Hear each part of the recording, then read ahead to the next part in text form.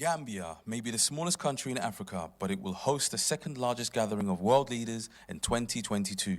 To successfully host the OIC summit and put the Gambia on the global stage, the government of the Gambia set up OIC Gambia to mobilize resources for the implementation of key development and infrastructure projects on a scale never seen before. 20 new roads will be constructed across the country, and the Bertel-Harding Highway will be expanded into a dual carriage highway of 2 lanes on each side from the airport to Sting Corner. All people in the Gambia deserve clean water and a constant flow of electricity. Therefore, an entirely new water system will be constructed, including new transmission and distribution networks to meet the increasing demand. In order to provide a more reliable supply of electricity, the OIC Gambia project will replace and double the capacity of the NAWIC transformers and overhead electric cables. We will equip the police with modern apparatus and technical training in an effort to keep the streets of the Gambia safe. By building the largest international conference center in the region, a 5-star hotel with state-of-the-art facilities, first-class mobility services, and improving the VVIP experience at the Banjul International Airport, OIC Gambia will position the Gambia as the leading conference destination in West Africa. With our partners in the tourism sector, we will reinforce the preeminent position of our nation, the Smiling Coast, as a go-to destination. The OIC Gambia will create strategic partnerships that calls for the involvement of local talent and businesses as a matter of requirement. In short, OIC Gambia projects will create jobs, boost commerce, accelerate growth, improve the urban outlook and lifestyles of many families across the Gambia. So let's support the OIC Gambia as it prepares us for one of the biggest global events. OIC Gambia, building today for a better tomorrow. Ken na lam-lamee tut ne léegi ni ngeen di seetaane télé dafa soppeeku bu baax a baax ci wàllum ay nataal yu leer nañ ak sound bu set wecc li ko waral mooy waa Digital Gambia ànd ak Excaf ñoo leen indil DTT décoder yu bees décoder yu mucc ayib di jar $2,400 rek ñu ñëw wasel la ko bem baax di nga jàppa télé yi ci biir réew mi yépp GRTS QTV Star TV Paradise TV ak MTA te doo fay benn dërëm teg ci mais la benn weer nga seetaan yeneen channel yi ci bitim réew moo xam football league si ci àddina si yépp news channels African movies telenovelas film yu neex music channels cartoons pour xale ak yeneen te doo fay benn xaalis ci weer lumma waaye su loolu weesoo boo buggee continuer seetaan dangay subscribe maanaam weer bu nekk di nga fay $50 rek seetaan channel yu neex yu amut feneen fudul ci DTT décoder yi bon nag gaaw leen a gaaw jëndi DTT décoder ca Excaf showroom ba ca Sénégambia fi Dream Park nekkoon mbaa ngeen seeti seeni agency ci biir réew mi téléphone 446 1060 446 1061.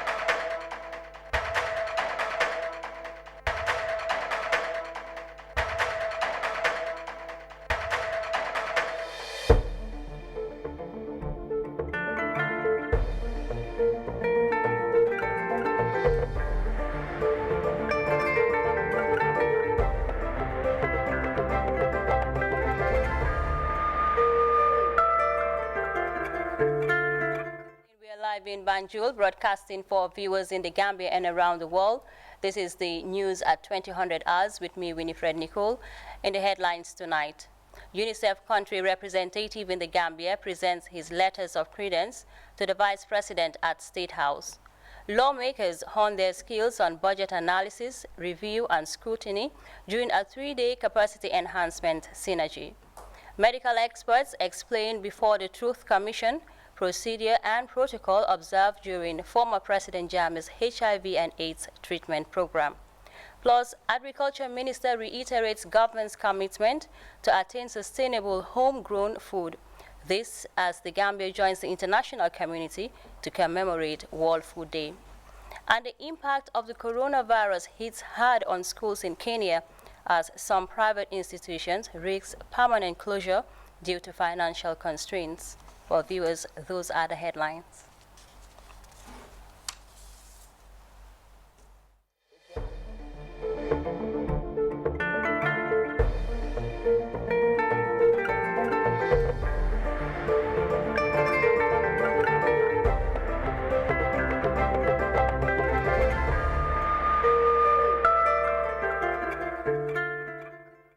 Thank you so much for joining GRTS News. The UNICEF country representative in the Gambia, Gordon Jonathan Lewis, on Thursday presented his letters of credence to the Vice President, Her Excellency, Dr. Isatou Toure at State House. Pamara Baji has the details of that story.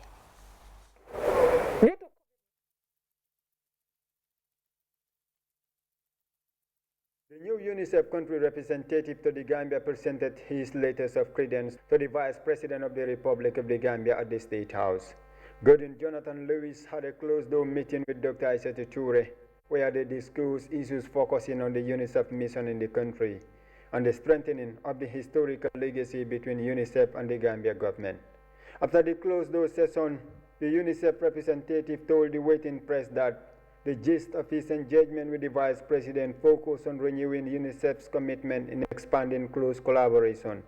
As well, during that meeting, commit UNICEF's continued support to not only the overall broad priority of children and women in the country, but specifically to continue strengthening and supporting a number of areas where UNICEF and the Office of the Vice President have been collaborating on, I must say, quite closely together for the past couple of years to strengthen the mandate that the Office of the Vice President has. UNICEF has been supporting social protecting systems in the Gambia in robust working partnerships with the Office of the Vice President and the National Nutrition Agency. Gordon Jonathan said the Vice President views UNICEF as reliable partners.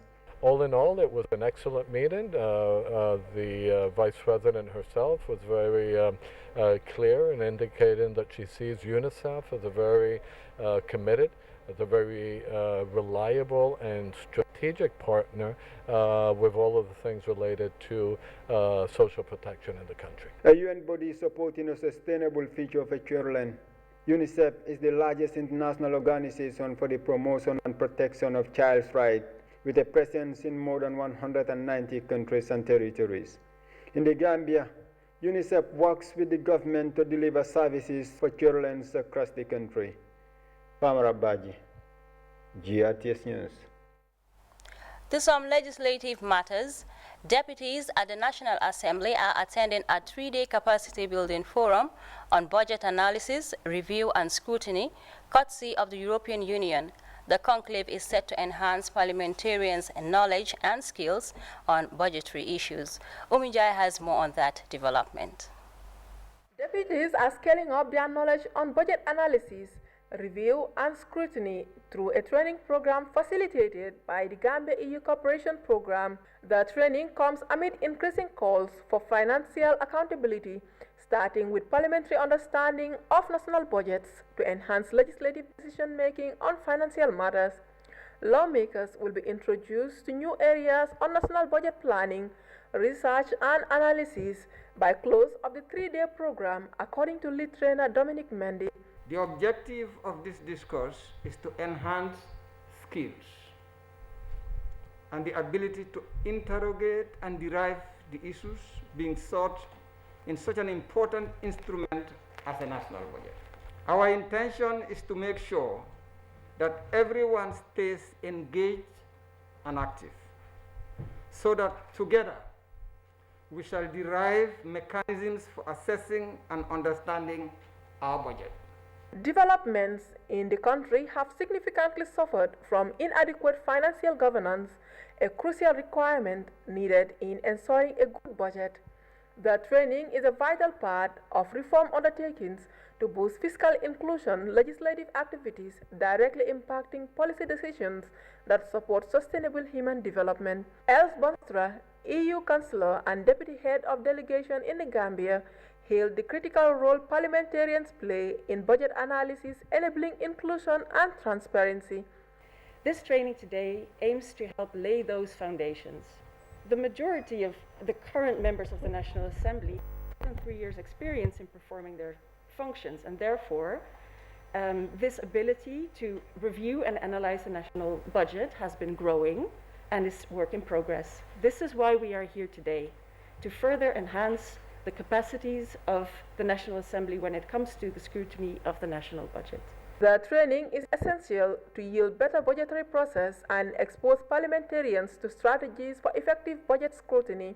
This training on budget analysis, review and scrutiny provides the Honorable National Assembly members the opportunity to effectively execute and understand the entire budgetary approval process by improving the skills and understanding and exposing the National Assembly members to analytical techniques and insights to efficiently review and scrutinize oversight. At the end of this training, it is expected that a more effective and efficient budget scrutiny and oversight culture will be entrenched within the House. The European Union initiative is moving to develop legislative skills and expertise on budgetary understanding and will add immense value to the work of deputies, according to National Assembly Speaker Mariam Jack Denton, who described the program as a well-timed initiative. Skills that will be acquired during the course of this 3-day training will help to better equip honorable members and prepare us to execute our mandate as effectively and efficiently as possible. Strengthening legislative capacity to deliver oversight functions improves both planning and policy action, which is delivered through well-informed decisions and critical analysis to ensure inclusion and accountability.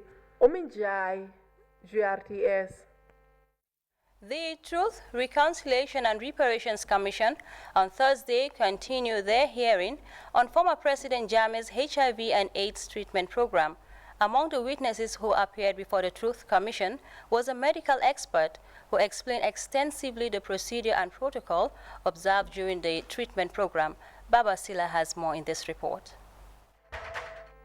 An unidentified medical expert specialized in sexual and reproductive health is the latest witness to testify at the Truth Commission as it continues probes into former President Jammeh's so-called AIDS treatment program.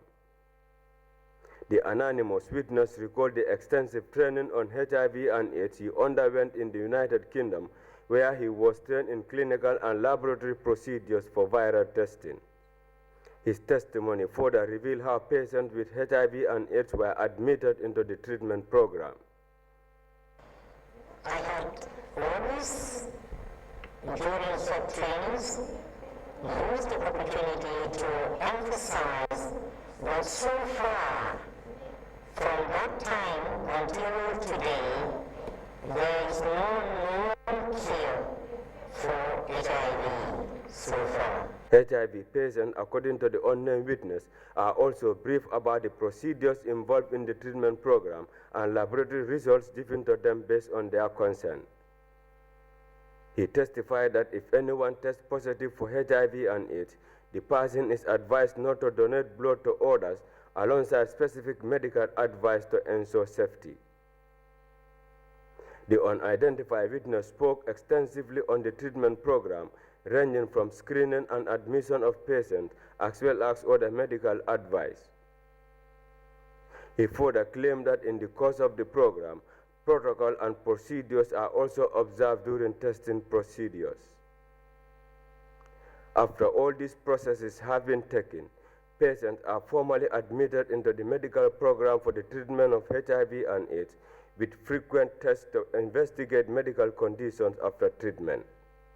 Did you encounter any of these people again?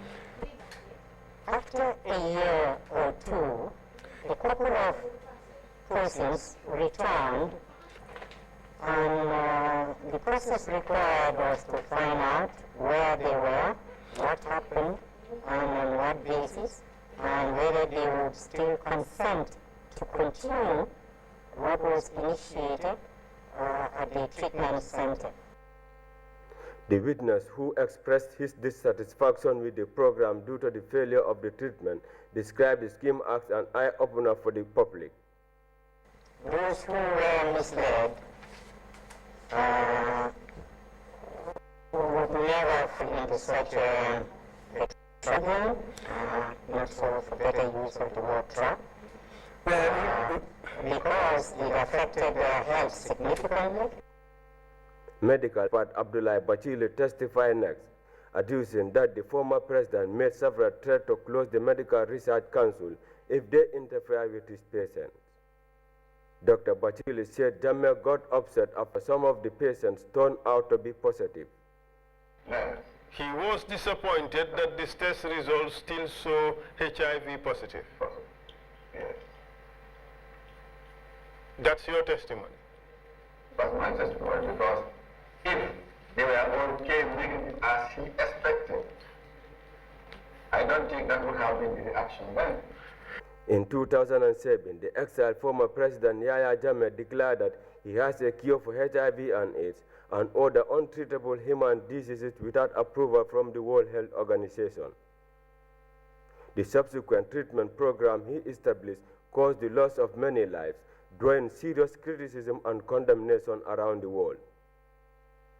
Sittings continues next week. Reporting for the news, I am Baba Silla. Away from that, the Gambia has joined the rest of the world to mark World Food Day. Celebrations marking the 75th anniversary of the founding of the day have been scaled down due to COVID-19 pandemic. Delivering a televised statement marking World Food Day, the Minister of Agriculture, Honorable Ami Fabure, said the government of the Gambia, under the leadership of President Barrow, is committed to attaining a sustainable homegrown food and nutrition security.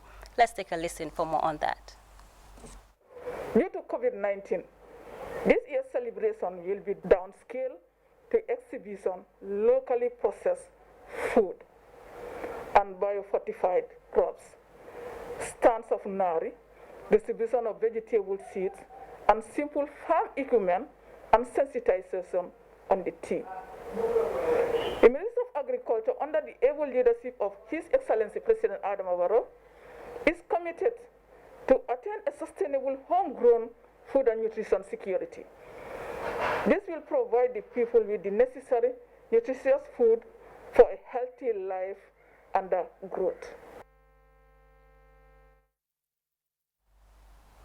Meanwhile, the Director General of the Food and Agriculture Organization said the 75th anniversary of the founding of the Food and Agricultural Organization is a special one, noting the importance of the theme, grow, nourish, sustain, together our actions are our future, as crucial to freeing the world of hunger and malnutrition. Let's take a listen for more on that. Ladies and gentlemen, colleagues and friends, the World Food Day found its origin in the birthday of FAO on 16th October 1945. This year is a very special one for FAO and for the global fight against hunger and malnutrition. 75 years ago today, out of the debris of the World War II, millions lost their lives in the conflict. Millions more died of the starvation. Farming was devastated. The world needed to rebuild agriculture and to meet the most basic of the human needs. Nations come together. FAO was established first.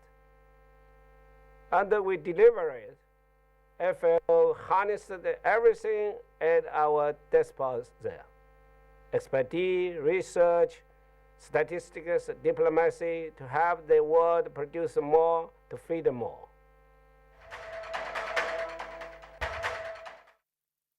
You can watch the full statements by Minister of Agriculture and the FAO Director General shortly after the 10 p.m. newscast. In another development, the Senegalese ambassador to the Gambia, Bassirou Sène, on Thursday paid a courtesy call on the Minister of Defense, Cheikh Omar Faye, at his office in Banjul. The visit, as Fatou Jane Mbaye reports, availed Ambassador Sène the opportunity to discuss means of deepening bilateral relations between the Gambia and Dakar. It has been a busy week of engagement for the Minister of Defense, Cheikh Omar Faye, receiving ambassadors designate to the Gambia. The latest ambassador to call on the Defense Minister is the Senegalese ambassador to the Gambia, His Excellency Bassirou Sène. Shortly after the closed-door meeting with the ambassador outlined the areas discussed with the Defense Minister, including the need to further strengthen social and economic ties. We have already the bridge, Senegal-Gambia bridge, which is a very important sign around Africa, how two countries can deal economically and socially to improve their relation. We have Fleuve River, Senegambie River, MVG. We have a nice organization. In few months, you will see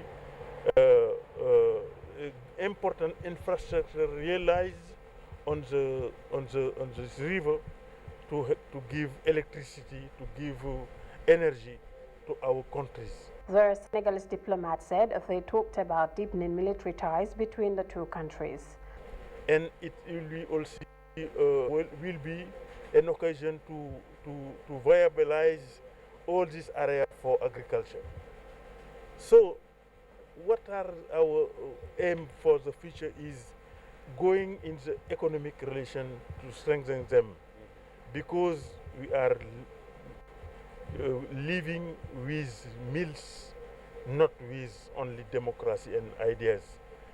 We have to strengthen our economic relation, and it is very, very important. Our cultural relation, our social relation also are improved every day. Mr. Cheikh Omar Faye, as Minister of Defense, is in good relation with our Minister of Defense to strengthen the relation to protect ourselves. The Gambia and Senegal are not only neighbors but share so much in common and also bonded by marriage. Cooperation in all frontiers is therefore crucial in the maintenance of peace and the free movement of goods and services for the well-being of the people of the two countries, said Ambassador Bassirou Sène. Reporting for GRTS News, I am Fatou Jane Mbaye. Moving on. The National Association of Cooperative Credit Unions of the Gambia has briefed the media in observance of International Credit Union Day. The day is set aside by the World Council of Credit Unions to recognize and promote the importance of credit unions globally. Senabu Jain tells us more.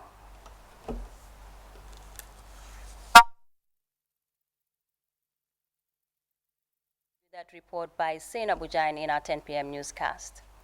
Similarly, the Ministry of Tourism and Culture recently contracted Jigo Construction Limited to rehabilitate the Kirbaj stone cycles under the purview of the National Center for Arts and Culture. The 2.4 million project, upon completion, will give a facelift to the UNESCO World Heritage Site and by extension improve cultural and provincial tourism. Modu Bajan reports.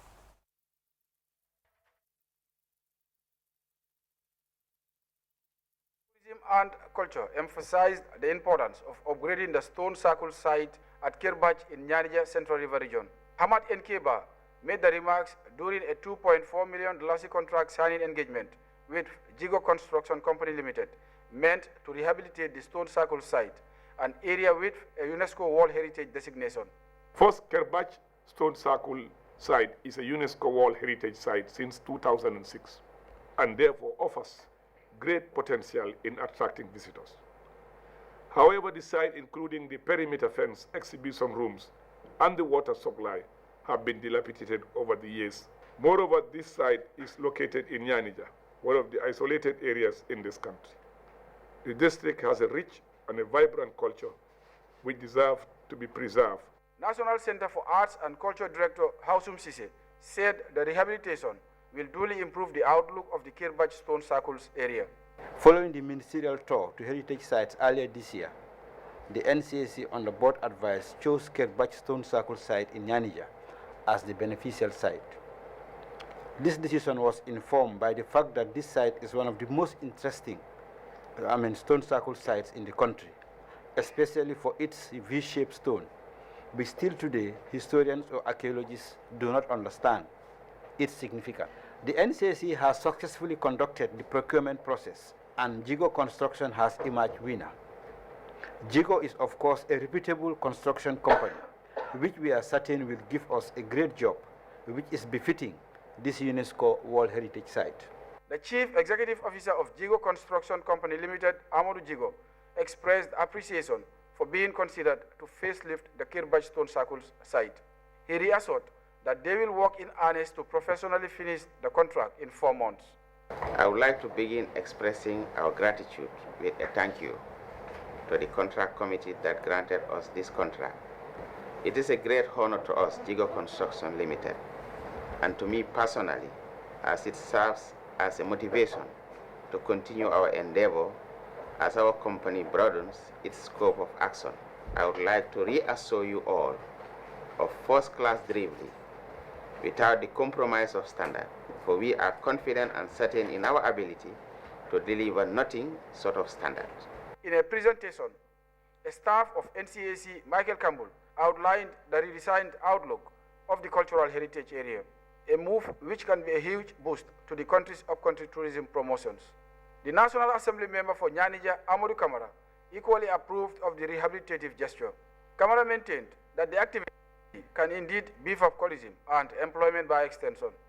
I'm in fact more delighted being the National Assembly member and also being a native of that area, because Kirbach Stone Circle is part of the history of this country. It's a site that I have learned in school, and I have seen people, tourists coming there, both local, international, and also when we took over in 2017, I have been advocating for it because the site is definitely seriously dilapidated. So coming up with this from the Ministry of Tourism and also from the National Center for Arts and Culture, I think it is a step in the right direction, and I just wish to, on behalf of the people of Nyanija, sincerely thank them. Aside from the Kankurang masquerade, the stone circles in Kirbach and elsewhere in the Gambia are the country's only UNESCO World Heritage items. With this and the socio-economic importance of the cultural site, tourism and culture officials are looking forward to a better branded site, targeting the Mongo Park Obelisks in Karantaba as their next rehabilitation project. For the news, this is Modu Bajan. The Department of Information Services under the Ministry of Information on Thursday launched a public information campaign for the Gambia Social Registry. Janketura attended the ceremony in Birkama and filed in this report. It is the launching of the public information campaign for the Gambia Social Registry data collection tool. The objective of the campaign is to create awareness on the upcoming data collection exercise by JIBOs. The public information campaign strategy, which is being spearheaded by my department, Information Services, outlines a conceptual structure that provides direction and guides action on creating awareness about the Gambia Social Registry, a key element of the SPS. The governor of West Coast Region, Lamin Sane, highlighted the significance of data collection, which is said to be a challenge for the Gambia. Governor Sane urged participants to make best use of the initiative. The launch of our information campaign that we call Social Registry is very key, is very important. This will pave way to help the Solicitor Generals and other partners to gather accurate information for more important planning within all the sectors in the country. Social Registry is a sort of a beginning in this country where people are supposed to come together to get accurate information so that information could be used accurately for planning purposes. The tool, according to many, will serve as an entry point for poor and vulnerable individuals to be potentially included in and benefit from social protection programs once they registered. For programs to be effective, you have to make sure you target the most vulnerable or the most needy or the people that you really want to benefit from the program or project that you are implementing. And this has ever been a problem. Whenever a project comes into this country, whenever a program comes into the country, the first thing that people will say, let us do an assessment. And woe betide when it is an emergency. By the time you do your assessment, by the time you compile your report, by the time you get into action to do your intervention, it's a time lapse, and then people keep on suffering. Qualities of the tool include national database for all households as a gate to all social programs, document data on the socio-economic status of households, amongst others. The Statistician General Nyakase Sanyang urged communities to not only register, but to give concrete information during the program. We embark a lot on the message that we're going to send across. It is important to households to understand that this is just not a one-off program, and that our activity will involve taking documents, that is identification documents, birth certificates of household members. So don't try to give us information that is not right, because if you said you have 1,000 people in your household, you must produce documents of all those people. So there is a catch somewhere else. I want to take this opportunity to let the public know that this is a very important activity for the government. The Gambia government, in collaboration with the World Bank, is supporting the development of the social registry as a component of social safety net project. Once completed, according to officials, the registry will serve as a single entry point for the various social protection programs in the Gambia. The caravan team will be traveling to the provinces tomorrow, Friday, to sensitize communities on the significance of the registration program. For the news, I am Janke Toure. A foundation, a local NGO in partnership with the Ministry of Women, Children and Social Welfare and UNFPA, on Thursday convened a day-long orientation for media practitioners on gender-based violence. The sensitization program, held in Kololi, brought together different practitioners from the print and electronic media institutions across the country. As we hear in this report by Usman Mane, the refresher training seeks to enhance reporting on issues of gender-based violence. There are different forms of gender-based violence, including physical, sexual, emotional, and harmful traditional practices. These practices are daily occurrence in families and communities targeting the most vulnerable, mostly women and girl child. Men are also survivors of gender-based violence. Reporting cases of violations to relevant authorities is increasingly becoming a concern due to several factors, compounded by misinformation on reporting issues around gender-based violence in the media. This informed a day-long orientation for media practitioners organized by Paradise Foundation and partners. In her welcome remarks, Aisha Balde of Paradise Foundation explained the activities of her organization over the past years in communities and women empowerment. She disclosed plans to establish a psychological support center for survivors of gender-based violence. Gender-based violence means both men and women, but we focus a lot on the women because it's women who are more vulnerable than the men. Yes, we have men being beaten up, men being attacked, men being raped, men being emotionally abused, which is more common actually. We're getting calls from the helpline indicating that some men are emotionally traumatized because of their families. There are some cultural practices which become normal or everyday practices that we have to look out for as parents, because the world has changed and the mindsets have changed. Aliou Sarr of UNFPA underscored the importance of the initiative, noting that misinformation of gender-based violence on media platforms have far-reaching consequences. We know people who suffer from GBV are stigmatized. There is a culture of silence surrounding GBV, so that with misinformation, some of those unfortunate situations are amplified, and this may stall our efforts to stop the practice of GBV in this country. We know that. Well, time now to take our first break. The news continues in just a moment. Watanbe, brought to you by Africa. Be part of the amazing conversations with Gambia's greatest minds and personalities. Get ready to be entertained, inspired, and motivated on the Watanbe platform. Plus, stand a chance of winning the shopping of your life. Call or SMS 1010 for $3 is only to win cash prizes and a free shopping. Watanbe live on GRTS and social media on Mondays and Fridays at 9 p.m. Kailin New Watan. Where AfriCell goes, nobody dares to follow. Tired of seeing the message you have insufficient funds in your account? Worry no more. With AfriCell, the cholera credit just got way better. Now you can continue your conversations with your loved ones. With the new cholera credit, you can now borrow up to $250 credit. Send a blank SMS to 152 to get your cholera credit and activate the service of your choice. For more info, please call 111. Where AfriCell goes, nobody dares to follow.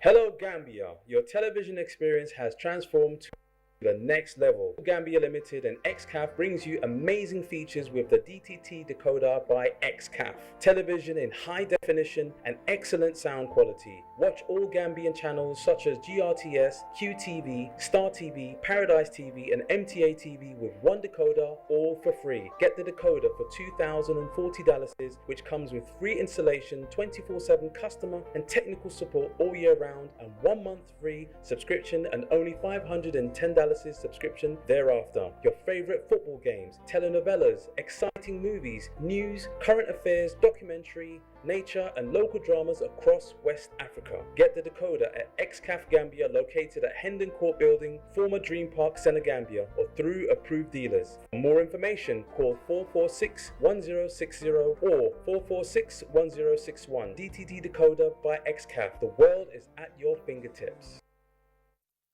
Well, that was all we had time for in this edition of the news. But before we go, a look once again on our top stories. UNICEF country representative in the Gambia has presented his letters of credence to the Vice President at State House. Lawmakers are honing their skills on budget analysis, review and scrutiny during a 3-day capacity enhancement synergy.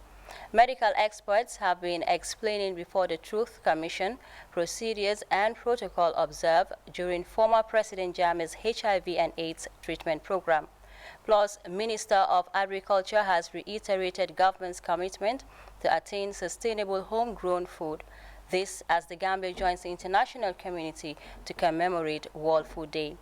And the impact of the coronavirus has hit hard on schools in Kenya, as some private institutions risk permanent closure due to financial constraints. Well, viewers, that was all in this edition of the News at 8. Join us at 2200 hours for more news. Until then, do stay tuned and enjoy the rest of our programs.